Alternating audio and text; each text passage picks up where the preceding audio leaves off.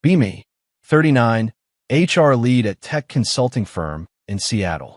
Salary $135,000 plus bonus. Been in HR for 15 years. Company is called Apex Consulting. We do IT consulting and staff augmentation. 450 employees, $120 million revenue, growing fast. We place software engineers and IT specialists at client sites. Typical consulting firm, margins are tight, hiring is everything. If we can't hire fast enough, we lose contracts, clients go elsewhere. I've been here for 2 years, promoted to HR lead after 6 months. Managed team of 5 recruiters, I control all hiring decisions. CEO is Richard, 52, founded company 15 years ago, money-focused. He cares about one thing, billable headcount, more consultants equals more revenue. When I joined, company was 78% male, 71% white, typical tech demographics. Board wanted to improve diversity metrics for optics and ESG scores. That's why they hired me. My background is all diversity and inclusion. Previous role was Chief Diversity Officer at nonprofit. Before that, diversity consultant, before that, activist. This is my first role with actual hiring authority, real power to make change. First year I spent building systems, creating processes, collecting data. Implement applicant tracking system that captures demographic data. Every candidate has to fill out voluntary demographic survey. Race, gender, sexual orientation, disability status, veteran status. Tell everyone it's for reporting purposes only and doesn't affect decisions. That's a lie. It's the most important data I collect. Create a scoring system, not officially documented, just in my head. White male candidate needs to be exceptional to get hired. Everyone else gets benefit of the doubt. Lower bar, more chances. Start tracking hiring by demographics, making sure we're moving the needle. Set personal goals, aggressive goals, revolutionary goals. In 2 years, I want company to be 50% women, 60% non-white. That's complete transformation. That's flipping the script entirely. But that's what real change looks like, not incremental bullshit. Richard doesn't know about my specific targets. He just wants better diversity. He's useful idiot who approved budget for my initiatives. Year 1 results are good. Hired 85 people. 40% women, 55% non-white. Massive improvement from previous years. Richard is thrilled. Shows these numbers to board, they love it. Best hiring year in company history from diversity perspective.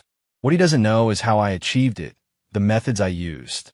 I rejected 127 white male candidates who were qualified, some extremely qualified. Told recruiters they weren't culture fits or didn't have the right energy. Moved 89 non-white and female candidates through process faster. Skipped steps, reduced requirements, got them hired within days. One recruiter, Amy, 26, starts noticing the pattern. She sends me Slack message. Hey, that candidate Tom you rejected, he had 8 years Java experience, exactly what client needs. Yeah, but we have other priorities right now. Client specifically requested senior Java developer though. We'll find someone, keep looking. She drops it, but I can tell she's uncomfortable, making mental notes. Month 14, I'm in my stride, system is humming, transformation is happening. Get a REQ from major client. Microsoft, they need 15 senior engineers. Mixed technologies, Java, Python, C++, DevOps, security specialists. This is huge contract, $8 million annually if we can fill all roles. Start reviewing candidates. Recruiting team has sourced 60 plus qualified people. I'm filtering by demographics first, qualifications second. Find 8 women and minority candidates who are decent fits. Not perfect matches, but close enough, diverse enough. Find 22 white male candidates who are perfect matches. Years of experience, exact tech stacks, Microsoft experience even. Reject all 22. Move forward with the 8 diverse candidates. Also fast track another 7 diverse candidates who need more vetting. But we're on a timeline. Microsoft needs people in 6 weeks. Present the 15 candidates to Microsoft. They start interviewing. First 3 interviews, Microsoft rejects all 3, not qualified enough. They're polite about it, but feedback is clear. Need more senior people. These candidates seem junior for the roles we're hiring for. Richard is getting nervous. Can we present more candidates? We're working on it. Sourcing takes time. We have 60 candidates in the pipeline. Present more of them. Can't tell him I rejected most of them for being white males. Those candidates weren't good fits. Trust my judgment. Microsoft interviews 7 more, rejects 5, accepts 2. We're at 2 out of 15 placements. Deadline is approaching. Microsoft VP sends email to Richard. We may need to look at other staffing partners. Your candidates aren't meeting our experience requirements. Richard is panicking now. This is our biggest client. Calls emergency meeting with me and recruiting team. What's going on? Why can't we fill this REQ? Microsoft has very high standards. It's a challenging REQ. We've filled Microsoft recs before. Why is this one different? Amy, the recruiter, speaks up. She's been waiting for this moment. We have 22 qualified candidates who weren't presented. I flagged several of them as strong matches, but they were rejected. Richard looks at me. Why weren't they presented? They weren't the right fit culturally.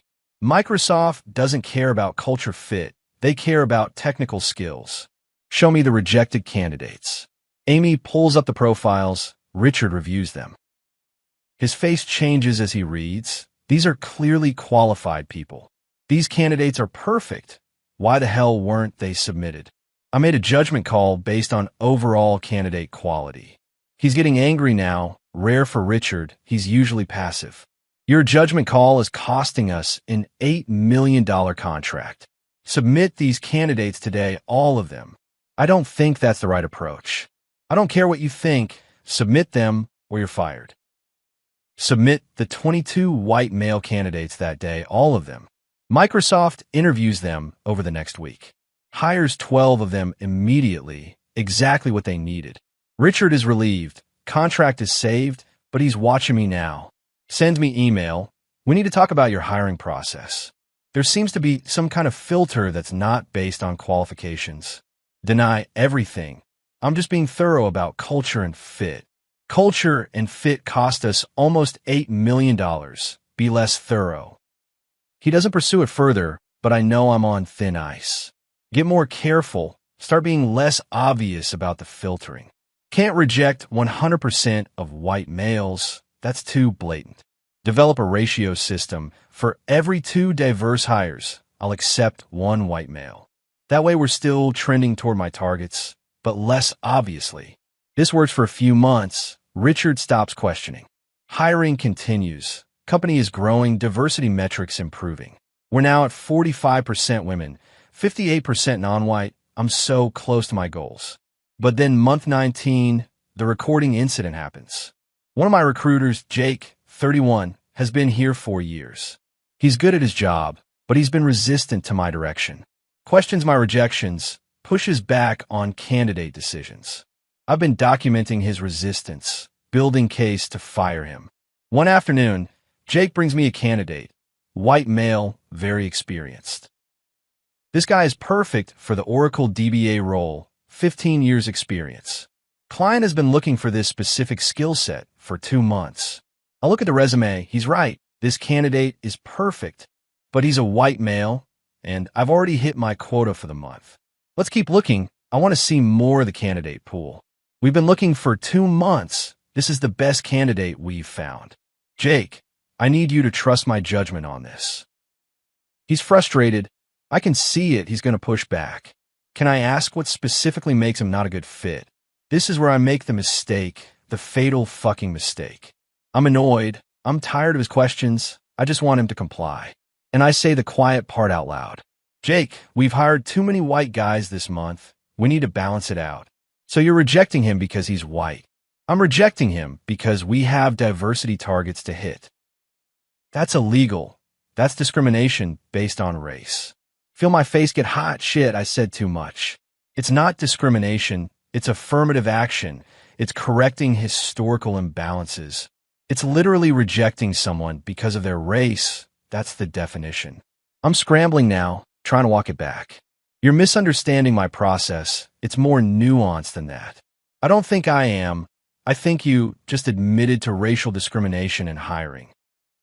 He leaves my office. I'm shaking. That was so fucking stupid. Should have stuck to culture fit. Language should never have been explicit.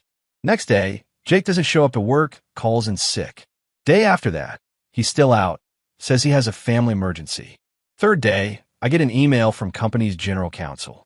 Please come to my office immediately. Bring your laptop and phone. Oh fuck, this is bad. Walk to legal's office. General counsel is there with Richard, an outside attorney. Sit down, legs are shaking, know something is very wrong. Outside attorney speaks first, woman in her 50s, expensive suit. I'm Sarah Chun. I represent the company in employment matters. We've received a complaint from one of your recruiters, Jake Morrison. My stomach drops through the floor. Jake has alleged that you've been discriminating against white male candidates. And he's provided evidence of this discrimination. Sarah clicks her laptop, plays an audio recording. It's my voice, crystal clear, from my office 2 days ago. Jake, we've hired too many white guys this month. We need to balance it out. So you're rejecting him because he's white? I'm rejecting him because we have diversity targets to hit. The whole conversation recorded, played back in perfect quality. Feel like I'm going to vomit. He recorded me without my consent. That's illegal. Washington is a two-party consent state for recordings. Sarah shakes her head.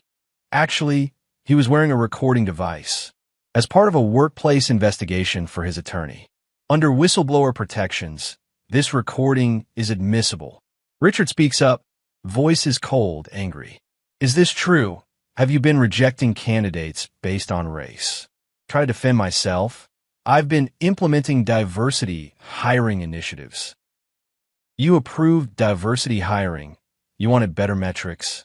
I wanted diverse candidates to be considered, not white candidates to be excluded. That's the same thing.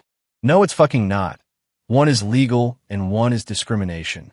Sarah pulls out more documents. This is prepared. This is bad.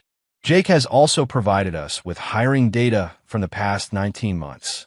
He's been tracking every candidate rejection you've made. Shows me a spreadsheet, hundreds of rows, my decisions tracked meticulously. In the past 19 months, you've reviewed 847 candidates. You rejected 412 white male candidates, acceptance rate of 18%. You've accepted 435 non-white or female candidates, acceptance rate of 76%. The data is right there, undeniable pattern, clear discrimination. White male candidates with equal or better qualifications were rejected at 4x the rate. In 47 documented cases, you rejected white male candidates who were more qualified than the diverse candidates you subsequently hired. Sarah shows example after example, side-by-side comparisons. White male with 10 years experience rejected, woman with 3 years hired. White male with master's degree rejected, minority with bachelor's hired. Pattern after pattern after pattern, all documented by Jake. You made comments to multiple recruiters about too many white guys. You set explicit demographic targets that required excluding white males. You told Amy in Slack, quote, "We need to stop the pipeline of white dudes." Every stupid thing I said, documented, screenshotted, compiled. Richard looks sick. Do you understand what you've done to this company? I was trying to create equity to address historical discrimination. You were committing present-day discrimination. That's illegal. Sarah takes over. She's clinical, precise, terrifying. Jake has filed a complaint with EEOC and Washington State Human Rights Commission. He's also retained private counsel for a civil suit. We anticipate he'll file a class action on behalf of all rejected white male candidates. Class action? Fuck, that could be hundreds of people. Additionally, we've reviewed the Microsoft contract situation. You nearly lost an $8 million client by rejecting qualified candidates based on race. That's not just discrimination. That's breach of fiduciary duty. Richard adds, and it gets worse. Jake contacted some of the rejected candidates. 17 of them have agreed to join the class action lawsuit. They're alleging they were discriminated against based on race and gender. Feel like the walls are closing in, can't breathe. What happens now? Sarah is matter of fact. You're terminated immediately for cause. No severance, no reference, escorted out by security today. The company will cooperate with all investigations and will likely settle the lawsuit to minimize damages. Richard stands up, won't look at me. I trusted you to improve diversity, not break the law. You've put the entire company at risk, cost us millions. Get out. Security, escort me out that afternoon, box of my belongings. Walk through office, everyone knows, everyone's watching. Jake is at his desk. He doesn't look at me. The recruiters avoid eye contact. They all knew, they all saw it. And they all stayed quiet until someone had the guts to record me. 2 weeks later, lawsuit is filed. It's worse than expected. Class action with 23 named plaintiffs, all white males. All rejected for positions they were qualified for. Some rejected multiple times over a 19-month period. Their attorney is aggressive, held press conference. This is a clear case of racial discrimination in hiring. Our clients were rejected solely because of their race and gender. We have recordings, we have data, we have documentary evidence. Story goes national. I'm named in articles. HR director caught on tape admitting to racial discrimination. Tech company faces lawsuit after systematic exclusion of white male candidates. My name is everywhere. My LinkedIn is flooded with messages. Half supportive from activists. You were doing the right thing. Other half are death threats and mockery. How's your diversity now? Can't leave my apartment. Can't face anyone. Company settles lawsuit 6 months later. Terms are confidential. But court documents show it's $4.7 million. $200,000 per plaintiff, plus legal fees, plus EEOC fines. Company also agrees to overhaul all hiring practices. External auditor for 5 years. Consent decree, public reporting. Their reputation is damaged. Clients are nervous. But they survive. Richard cuts costs elsewhere. Company continues. I'm unemployable, completely radioactive in HR field. Every Google search shows the lawsuit, the recording, the articles. Applied to over 200 jobs in first year, 0 interviews. Most don't even acknowledge the application. Few that do respond say, we're going in a different direction. One recruiter is honest. You're too controversial. Nobody will touch you. What you did was illegal. It's documented. You're a liability. Unemployment runs out. Savings depleting fast. Seattle rent is brutal. $2,800 for 1 bedroom. Have to move back to Ohio, to my parents' house at 40. It's humiliating, sleeping in my childhood bedroom. Mom trying to be supportive. You stood up for what you believe. I broke the law, Mom. I discriminated against people. But you were trying to help marginalized groups. By hurting other people, that's still wrong.